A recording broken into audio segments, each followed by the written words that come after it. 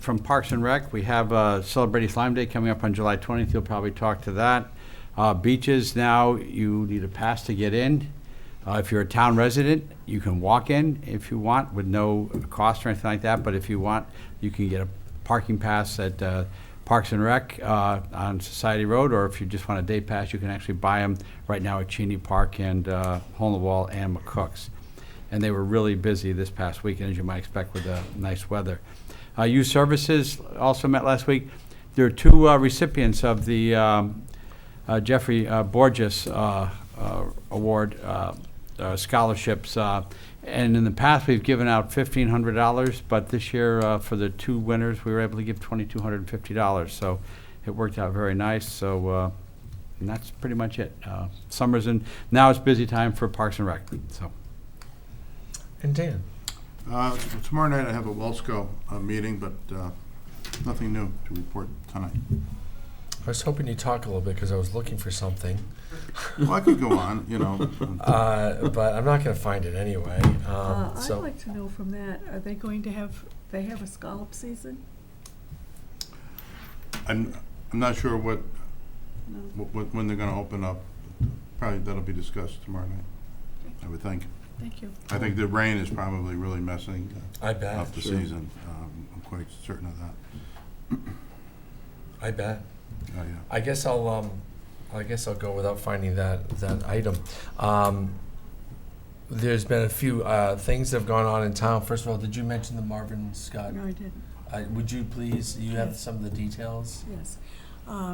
One of our former town leaders, serving on many boards and commissions and devoting a good portion of his adult life to community service, would be Marvin Scott. Served on many boards and commissions. He was instrumental in getting the Samuel Smith House to the town,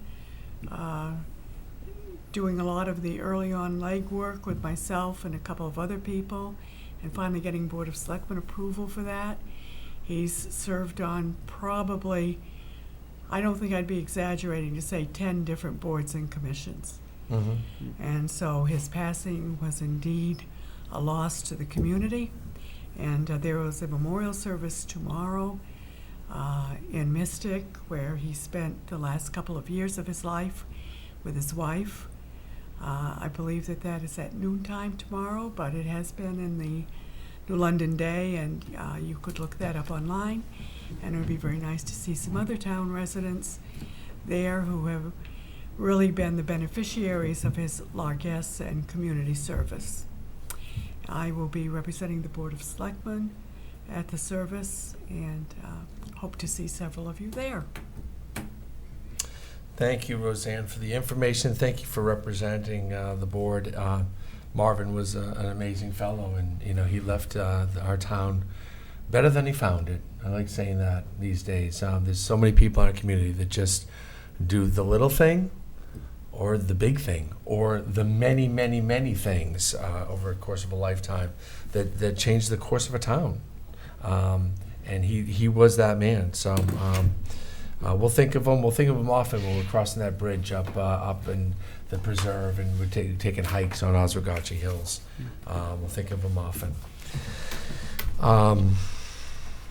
We had 2 graduations in this town in the last week. The high school graduation is just marvelous. What a great town.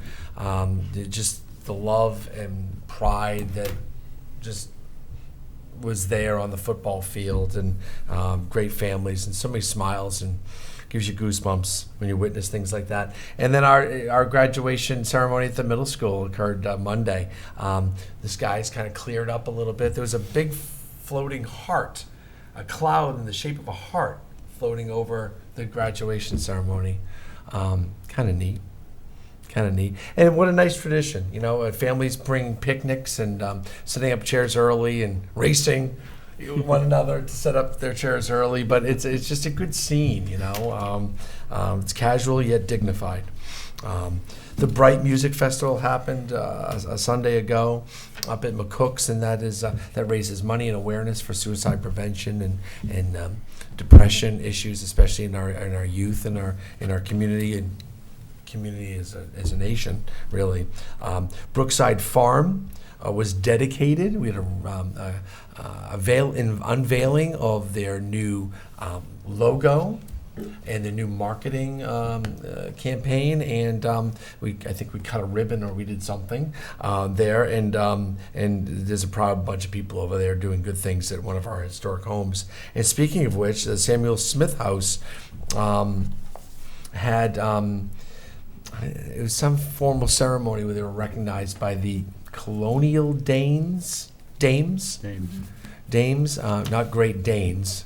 And that's what I was looking for on my phone. I think it's the Colonial Dames, and they're a group like the Daughters of the Revolution, the DAR group. Most of them are also and they're members. also- Most of them were Yeah. members of that. And they're just they're recognized at Samuel Smith House as an absolute treasure.